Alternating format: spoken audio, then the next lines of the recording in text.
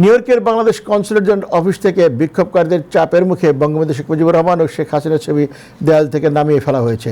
সোমবার এই ঘটনা ঘটে।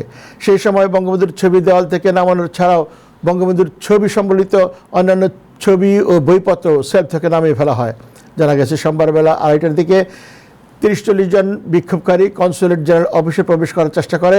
এ সময় নিউ ইয়র্ক সিটি পুলিশকে জানানো হলেও পুলিশ আসার আগে বিক্ষোভকারীরা জোরপূর্বক অফিসে ঢুকে শেখ মুজিবুর রহমান ও শেখ হাসিনার ছবি দেওয়াল থেকে নামিয়ে ফেলতে বলেন। এ সময় কনসাল জেনারেল মোহাম্মদ নাজমুল হুদা সরকারি নির্দেশ ছাড়া বঙ্গবন্ধুর ছবি নামানো যাবে না বললে বিক্ষোভকারীরা উত্তেজিত হয়ে ওঠেন। বিক্ষোভকারীদের প্রতিবাদ ও চাপের মুখে ছবিটি পরে দেওয়াল থেকে টানিয়ে ফেলা হয়।